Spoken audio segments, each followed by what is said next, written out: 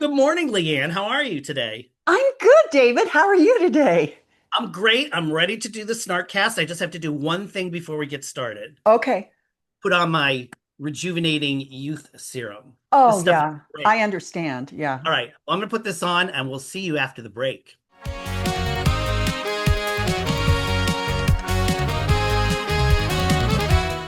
Good morning, good afternoon, good evening, whenever you're watching this. It is Friday, August 22nd, 2025. We're in season two, episode four. What is we? It's the General Hospital Snarkcast. And for your benefit, I opted not to put the youth serum on because I didn't want to do a pratfall after my pratfall last week. Anyway, good morning, Mama Snark. How are you? Good morning, Snark Jr. I am very good. It was an interesting week in Port Charles. I will say that. Let's talk about it. And I have to get this one off my chest first. Was I watching Bridgerton or The Gilded Age or one of those shows taking place in Snark Park yesterday? Oh, Because Delilah. Delilah and her accent was something truly to behold. nothing says period piece than a chain link fence in the background. The exact same thought. Now, kudos to Frank being in the parking lot or the actual casting director, Mark Teschner, for casting the very dashing Clint Buchanan. Looked just like him. Awesome. Yeah, yeah. For those that don't remember or don't know, because they never watched One Life to Live, Clint Buchanan was Vicky Buchanan's husband. Bad accents on Molly's part, and the show loves bad accents. And That wow, is a true story. does every noun need a descriptive verb? It was, he picked me up into his heaving arms and This I, is this is why I don't read romance novels, especially like that. I mean, I did when I was in my 30s, believe me, the bodice rippers were quite the thing. But now as an old woman, I just read I look at stuff like that and I'm like, "Oh, that just makes me tired." And he smells. oh yeah, yeah. I mean, I know I've read some romance novels here or there, but I'm like, are they really that bad? They are really some of them are really that bad. Yes. Because I'm not looking forward to Molly's book. I don't even think Love in Maine, her first novel, was this bad. But Well, there were no accents involved, mercifully. thing I Yes. loved having to do the research. And can I just say that most romance writers, when they're writing a book, realize that the reason they've written the book is because they're secretly in love with a real man. I mean, that was just Molly's revelation of, I think I have feelings for Cody. I'm like, oh, girl. Which she blurts out to Michael. Now, Random. correct me if I'm wrong. I don't really remember the former Michael really ever having scenes with Molly. Now all of a Seriously, sudden she's blurting besties. out her Yeah. feelings to him. I mean, yeah, we all want to be besties with Rory Gibson, but that's. I would like to say, I would like to go back to last week's Snarkcast Mhm. and say that Mama Plot whispered something. Well, two things. I missed the coitus experience by 2 days because I had predicted they would do the coitus thing on a Friday, and it was in fact Tuesday. So Which there should was tell that. you if Mama Snark was writing the show, we'd get to this a lot A faster. lot faster, and there wouldn't be that weird, awkward scene in the bed afterwards. But that's not where I'm going. The thing I plot whispered that I want to talk about is that Willow and Drew would somehow end up back together, and it's going to happen because he's going to manipulate the crap out of her, and she's absolutely as cuckoo pants as she ever was. So we're just going to keep recycling this Drew and Willow story.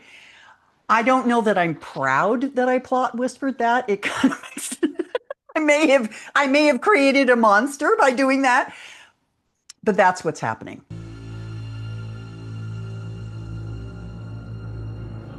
Yeah, I really didn't know where they were going with this, and here we are. Kudos to the plot whisperer. because we Well, got it's so obvious that this is what GH does, though. It goes, oh, this worked. Let's do it again. Oh, hang on.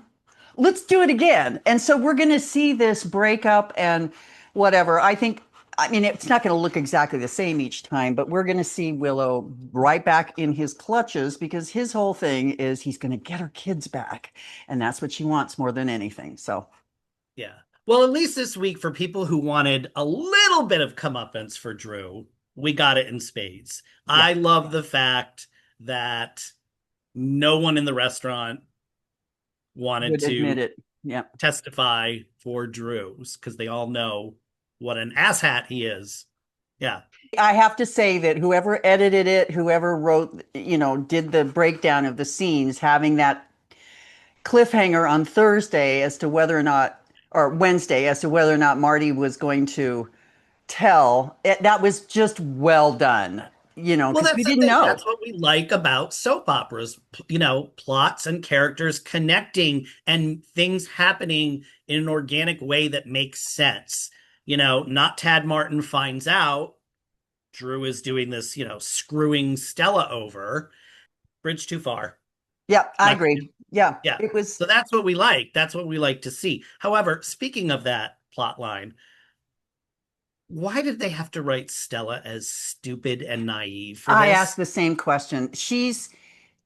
I love Stella. I love Vernie Watson. She's one of my favorite actors. I find her utterly charming. I know the character of Stella can bother people, but Yeah. don't make Yeah. her Well, stupid. gone are the Jezebel days Oh, when God. she,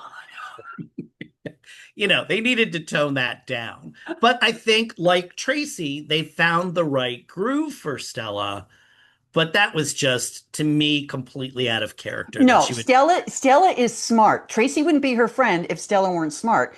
So there's no way that she would have been like, "Oh, I had no idea that was a get." I mean, that's so stupid.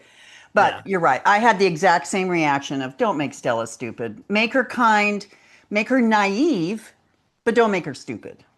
Yeah. Yeah. What did I do wrong? And then, like, there's a whole scene with her and Alexis. Well, I fudged this date, this 7 dates I fudged. I love that she knows that there were seven. I mean, if she was really not aware of what she was doing, she'd be like, I don't know. I don't know how many I did, so. Nice bad accent there, Mama Snark. It sounded like Flora Gardens. Speaking of bad accents. Speaking Oh, of bad accents and random friendships. I do not know Susan Batten personally in real life. I endured her run as Luna Moody on One Life to Live because the head writer of the show at the time, Michael Malone, came from the world of Southern romances. So that's why you got a character like Luna Moody. The one thing I can say is if we didn't have Luna Moody, we wouldn't have her. I think she had three other, maybe two. I don't remember, it was so long ago. She had three gorgeous brothers that eventually came on the shows to build her family up. And I so we remember got that. her, but I don't remember the brothers. So, Oh, the brothers were on for a long time. One of them was involved with Marty Saybrook for a long time. oh, oh, I loved He had her. long romance novel hair. Oh, yeah. And then Casper Van Dien, the well-known actor from Starship Troopers, among other films, was also one of the brothers. He was only on, I think, for about a year. So I believe she is from the South, but Luna Moody was one thing. This Flora Gardens, a home and Well, the heart. whole home and heart thing is such a stupid shtick. It's kind of the Man Landers of 2025 in the sense that it's a stupid shtick and we don't need it. Well, it's a stupid shtick, but at least Man Landers was limited to, a few characters. This is like, this thing takes up whole episodes Yeah. with multiple characters. I mean, now we've got Flora Gardens like interfering, with Lois and That was Brooklyn. so random. We have no information that she knows Lois well enough for Lois to disclose all these things. That was just, yeah. Speaking of a bridge too far, that was a bit of a bridge too far for me. Yeah. I just, when they start having lines like, well, I may know nothing about nothing, but I know when you're a scarecrow in a cornfield, you're not going to scare those crows if you're not alive. And you're just like this like homespun. I just made that up. This like homespun Southern wisdom. It's just, keep those characters on the home and heart set when they start invading the hospital. I mean, it's a great story for Maxie's temp exit. Right. Having her in a coma, having everyone fraught. And that scene should have been limited to yada, yada, yada, yada, yada, yada. They're on air. She collapses. Not the whole. Or it could have been done in her office. It could be done anywhere. True. That's true. It didn't have to be on Home and Heart. It could have been in the, I mean, granted, we have the comment from Sidwell saying he wanted to watch Lucy because he, wanted to see what she was going to do. So obviously we have that, but it totally could have been telegraphed in another way without doing Home and Heart. And speaking of Lucy, what was like the weird look she gave Sidwell when he kissed her? Like Lucy's a flirt. Isn't this what she wanted? I mean, she certainly is indicating that, I wish I could stay longer, but duty calls. I have to, and then he kisses her and she gives him this weird look. And then Marco going, are you interested in Lucy? And, I felt like Sidwell was going to say, I don't know. The writers haven't figured it out yet. I don't know motivation here. Erica Slezak said very famously when One Life to Live started taping out of order, and she was taping scenes that were going to air like 6 weeks later. And she would ask the director, like, well, do I know that, Nikki Smith shot my son? Do I know that, where? Because it's very hard to pull motivation or reason without context. And especially if you're filming these things so out of order. I mean, you really do, and I hope they do. Maybe they do, maybe they don't. I think Steve Burton said they don't know. As a writer, for my actors, I would want them to know where the story's going. So at least if we have to jump ahead to film something, they could understand. I understand. I know this much at this point, so this is why I'm reacting this way. Very famously, on the first season of 24 with Kiefer Sutherland, they didn't know, and you could tell very obviously, especially in the first season, they didn't know where they were going, and they admitted it. So everything happened in like 8 episode arcs, because there were 24 episodes. So there were 3 distinct parts on the first season of 24. And they honestly didn't know who was going to be the villain. So they told everybody in CTU, which was the agency where all the office where all these agents worked, just look guilty. So every time somebody would get off the phone, they'd give the camera like this, guilty look. It's very, very funny. If you go back and watch it now, knowing this, you just laugh. Because it's like, what else are you going to do? I mean, how many times I envision this on the set? How many times is an actor doing something and they look at the director of the day and go, what's going on here? And the director's like, no clue. Just play it however you want. That's it. I think sometimes the directors don't know. No, of course not. If the actors don't know, the directors don't know. Yeah. They just have the script. They might have like 3 or 4 scripts out, but that's it. Considering how we feel they love to change horses in the middle of the stream, as it were.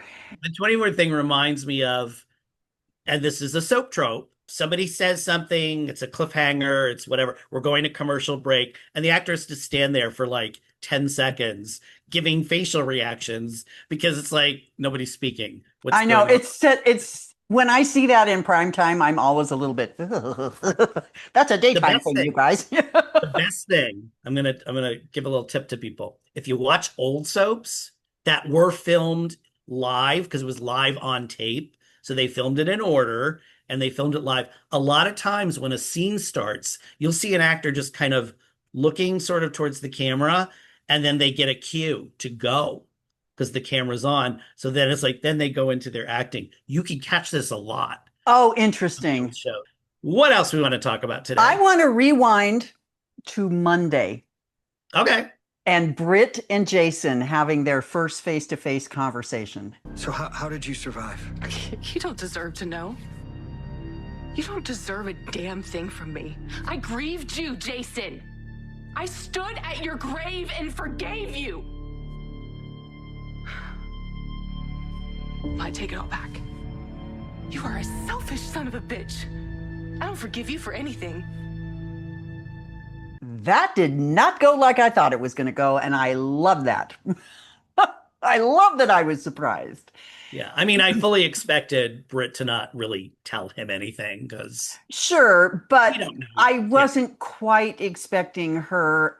Her reaction was, it was a combination of, I'm really afraid to tell you what's going on because I don't want to drag you in. I mean, that was the subtext underneath everything. But I kind of love that she got in his face about Carly and about being dead and all the things. So, yeah, I don't know what's going to happen now. Is Jason going to stay at Five Poppies and get that massage he wants? Or is he going to head home? Or who knows what's going to happen there? So we haven't had the Brit story for most of the week. We just had Monday. And so we're sort of in that, what happens now? We've got Joss and Vaughn in that awkward post-coital whatever I mean, the that whole is. situation at Five Poppies. Yeah, I mean, it really, I was thinking about this last night. It really must suck to have your boyfriend die, and then you die, and then your boyfriend gets resurrected and finds out you died, and then he finds out you're alive, and you find out he's alive. How do You know, deal this with is what I love about soaps is they're really tackling the real world problems that we all deal with. I can't tell you how many times a year I walk into a room and see someone, and my first question to them is, "I thought you were dead." That Who's your happens in New York more than it Oh, does it happens in here. you. Yeah, it does happen. Actually, I'm in South Carolina this week because I'm waiting for Hurricane Erin because I was here for Hurricane Helene, so I wanted to like sit this one out because if the roof's gonna blow off my house, I'd You'd rather like- be here for it Yeah. than find out later when I come down for vacation. Probably a good way to approach weather these days. Who's your character of the week? Oh, wow. You know, I didn't even think about it. I'm going to say Liesel, I think. Yeah, but it was a strong week for Lulu too, because we saw that capitulation in Lulu, and it was vitally important that we saw a human Lulu rather than angry robot Lulu, and so I was really grateful for that. But Liesel is, her role right now is as this beautiful balm. You know, she's just coming in to kind of tell her, settle down, everything's going to be okay. I'm not rocking the boat, you know, and I enjoy her presence. She's truly bringing the grandma energy in a good way, in a smart way. You know, it's like, I got this, you guys. We're going to do this together. Everybody's kumbaya and all that. And I'm okay with Lisa like this. So I also feel like Lulu's turnaround was not sudden. You know how sometimes it's because plot. I felt like it came about organically. Look, there's a crisis going on. yeah, These other yeah, things that I'm shrewish about don't matter, you know, for yeah. right now. And it was nice to just see somebody on this show make peace. Amen to that. As I said on the page this morning, GH loves their rivalries, and they will hang on to those rivalries like a dog with a bone. And even plot determining that they should probably let go of the bone, no, GH will double down. Like the whole Nina Carly exchange at the MetroCourt pool that ended up with Nina in the pool. Wow, that escalated quickly. It was like, whoa, is Carly having a bad pre-menopause day? What's going on here? Harley's an attack dog. And she hadn't seen Nina since she found out the information about The stooping. Yeah, I get it. No, I get that. But yeah, it just seems like it's like, oh, rev that one back up. Oh, rev that one back up. I did like Nina acknowledging the other Metro Court guests and the waiter as she, exited the pool. And you're right, she did make it look like she actually fell in. Yeah, that there was that one screen cap I got, which she looked like she was just really treading water and doing all kinds of things. But yes, Lisa was a good choice. Again, I think I chose him last week. Vaughn is my character of the week. Oh yeah. Because I feel like I know a lot of people are like, oh, he's just another Dex. But I felt like things happened to Dex. Dex was very passive. Like, oh, this chick likes me. Okay. Vaughn's a little more in Mature. control. Like the amateur, yes. That too. So I like the way the whole thing happened, at least in New York. Oftentimes I'm getting rid of a body and that just makes me horny. So uh I will say though, that shower scene with them was very sweet. I mean, you can tell. I mean, it isn't, yes, they're two beautiful young people who need to do the coitus thing, but he really cares about her. I mean, there's a connection there. yes. It's Yes. almost, forgive me for saying this because that really brings in a whole nother layer. It's almost older brother, younger sister, and then they go to bed. So never mind on that theory. Oh, mama really jumped the Mentor. shark. Although that's a loaded word now. Mentor. He's her Oh, mentor. yeah. So we have a new feature this week, and we're calling it the most believable, air quotes, rumor.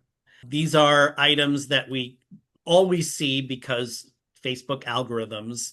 We see a lot of General Hospital news, and there's a lot of clickbait sites that like run by bots that you're like way off. Although every once in a while they have some good ones, and whether they give us a chuckle or they might actually happen on the show, they sometimes are more clever than the actual writers. But my first pick for most believable rumor of the week is Scout is actually Jason's daughter. I think Yeah, that would solve a lot of problems on this show. it would. It Especially would. with Drew being so problematic. It would be a great twist. Again, you have to go back and think, all right, what was going on, 9 months before Scout was born? Would it be feasible? But hey, that's never stopped General Hospital from retconning. With Drew and Jason and their weird brain thing, they may have, done a whole sperm exchange as well. Who knows, right? That Who could be. knows? That could be. That could be. So what would be your I most really enjoy the AI versions of what's going to happen, where they will take AI creatures that sort of look like the characters. No, they don't. And have them making these horrible faces, and always someone is dying or someone is kidnapped, or there are all these really horrific things that they do. And I find these on YouTube. They're really fun. The people who do the little video, you'll get a voiceover that's usually an AI voice, yes. and then they will have all these AI images supporting their bizarre theories. I can't think of one off the top of my head, but I have this visual of Willow making this horrible face. I don't even know. And yeah, the AI ones are really excellent. I know that you guys read the spoiler pages because you'll often come onto the page and make a comment that shows me that you have. And we just want to add this. 95% of what you see on those spoiler pages has no relation to what is actually going to happen or what has happened. They are just generating clicks. That's all it is. So don't buy into these things. I love that. I know what you're referring to, and I love the ones. It's always explosions. You always have like big flames shooting out. Mm-hmm. You have characters with these like the jaw literally dropping to the floor. They are hysterical. And every time I see one, I'm like, We will sometimes in the patrons group, we will post our most fun, crazy spoilers, and we'll be talking about those more, and we'll find pictures and share those with you oh, because they are they're great. excellent. And while we're doing a little business here, I apologize. I completely spaced on the caption contest. Like I think I put it Man, up we on got some Monday. good ones, and I posted. They were really good for this. Our Snarkies are so stinking funny. They are so clever. Yeah, we need to get an intern in the office. We need to get a few interns in the office to start.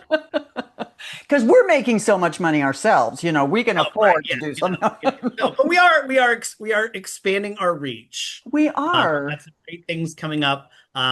We won't tease you about them yet because we're still in the works, but we've got some great things coming up. I just wish, unfortunately, though, no interviews because since the pandemic and since Zoom, a lot of actors who've lost revenue over the years. I mean, I don't think people understand how much revenue these actors would make going out on the road, going to like mall appearances and things like that. They were, back in the day, they were paid big bucks, and it's just not there anymore. So a lot of actors have discovered paid Zoom podcasts that they're going to do. So they're a little unwilling to come on and talk to us for free. But we're still trying. We'll still try. Yeah. My soap recommendation for David, what have you got this week for us? Is a series most people may be familiar with because it was one of the top shows on Netflix.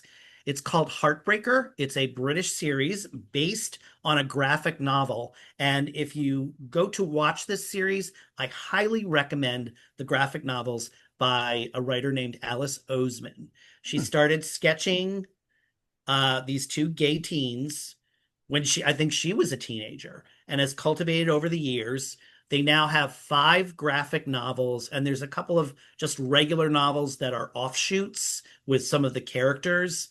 But the series, it's based on the novels. It doesn't exactly follow them as closely, but it's just a very sweet, young LGBTQ plus story that I've even, some of my straight friends have said, I'm in tears at the end of each episode. It's just so heartwarming, and especially for a lot of gay youth that didn't have stories like this.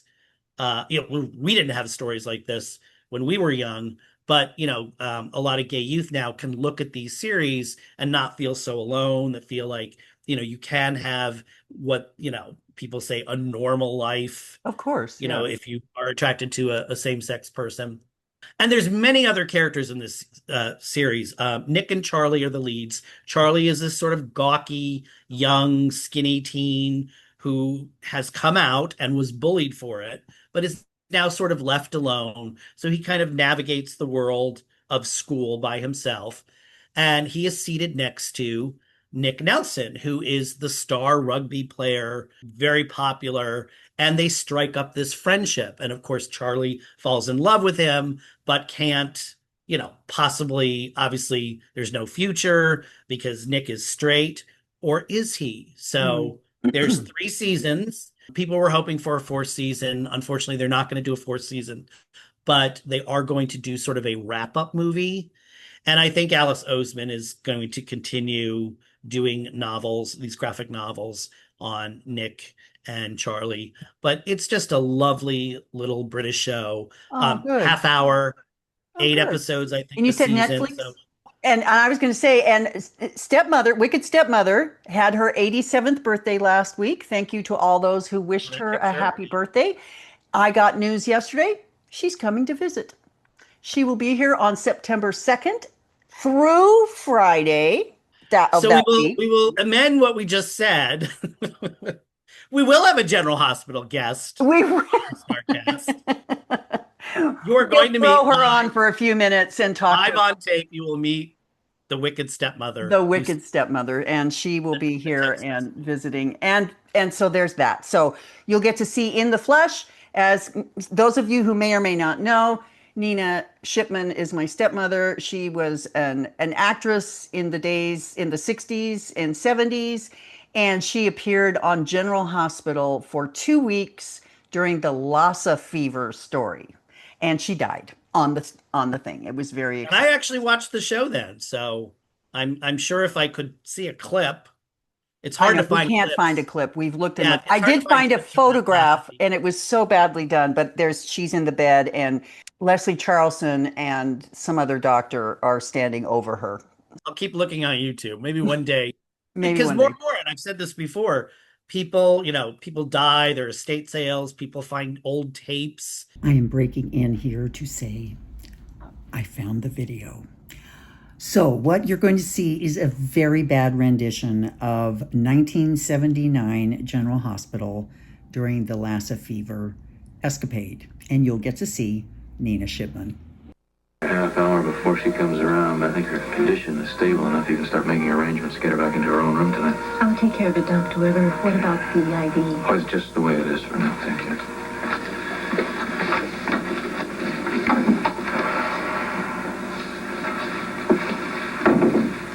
What are you thinking about? Oh, a lot of things, mostly doctors and their limitations. It was long before VCR, so it would have to be somebody who No, it was yeah, that's right. 79. Yeah, I think you're right. Well, I mean, before they were widely commercially available. Yeah. Yeah, you're right. So, how did people tape stuff then? They didn't. And we didn't even get internet recaps. We had to wait till Soap Opera Oh. Digest came out to figure out what was happened or what was going to happen. Well, before and even after Soap Opera Digest, sometimes because there were a couple of issues I missed over the years, you would get the paper on Saturday morning. Right, the paper and TV Guide would also talk about it. Would be this. This would be the week recap. It would be this month, like 4 sentences.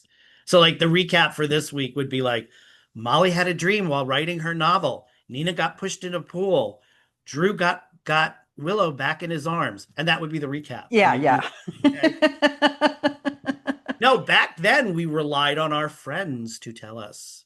Yes, around the water cooler, as they say. Well, speaking of recaps, David, your Substack recap last week was fantastic. He recapped the whole week for us. He's going to try to do that.